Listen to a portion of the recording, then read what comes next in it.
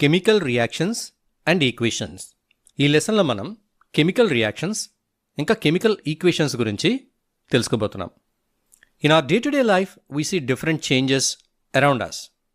మనం మన చుట్టూ చాలా చేంజెస్ని చూస్తూ ఉంటాం in our everyday life. For example, if milk is left at room temperature during summer, it becomes sour and curdling takes place. సమ్మర్లో రూమ్ టెంపరేచర్లో కనుక మిల్క్ని, పాలు బయట వదిలేస్తే అవి ఏమవుతాయి? కర్డ్లింగ్ జరుగుతుంది. అది కర్డ్ కింద గట్టిగా అయిపోతాయి.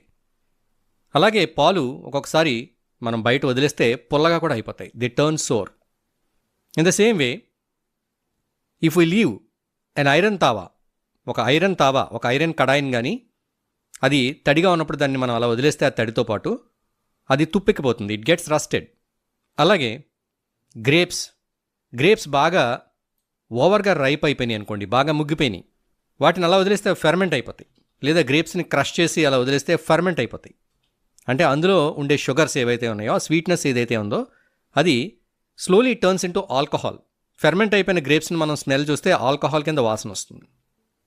ఈ food is cooked, it's texture and taste changes. ఫుడ్ని మనం కుక్ చేసిన తర్వాత దాని టెక్స్చర్, టేస్ట్ రెండు మారిపోతాయి. రైస్ ఒకలా ఉంటుంది, ఫుడ్ ఒకలా ఉంటుంది. అలాగే when the food is digested, it is converted into useful nutrients. మన ఫుడ్ డైజెస్ట్ అయినప్పుడు అది యూస్ఫుల్ న్యూట్రియంట్స్ ఫామ్లో కన్వర్ట్ అయిపోతుంది. ఫుడ్ అనేది న్యూట్రియంట్స్ కింద కన్వర్ట్ అయిపోతుంది, టోటల్గా చేంజ్ అయిపోతుంది.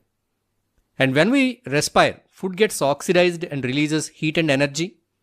మన బాడీలో రెస్పిరేషన్ జరిగినప్పుడు ఫుడ్ అనేది, అంటే గ్లూకోజ్ లాంటి న్యూట్రియంట్స్ ఆక్సిడైజ్ అయ్యి మనకి హీట్ ఇంకా ఎనర్జీ అనేది ప్రొడ్యూస్ అవుతుంది మన బాడీలో. In all these cases the chemical nature of the initial substances is changed. మనం పైన చూసిన అన్ని చేంజెస్లో ఇనీషియల్ సబ్స్టెన్స్కి ఫైనల్ సబ్స్టెన్స్కి మధ్యలో ఈ కెమికల్ నేచర్ అనేది మారిపోతుంది. ఇనీషియల్ సబ్స్టెన్స్ యొక్క కెమికల్ నేచర్ ఒకటైతే ఫైనల్ సబ్స్టెన్స్ యొక్క కెమికల్ నేచర్ మరొకటి. సో ఇలాంటి చేంజెస్ని, ఏ చేంజెస్లో అయితే సబ్స్టెన్స్ యొక్క కెమికల్ నేచర్ అనేది మారిపోతుందో అలాంటి చేంజెస్ని కెమికల్ చేంజెస్ అంటాం. ఈ chemical change takes place due to chemical reaction. ఒక కెమికల్ చేంజ్ అనేది కెమికల్ రియాక్షన్ వల్ల జరుగుతుంది.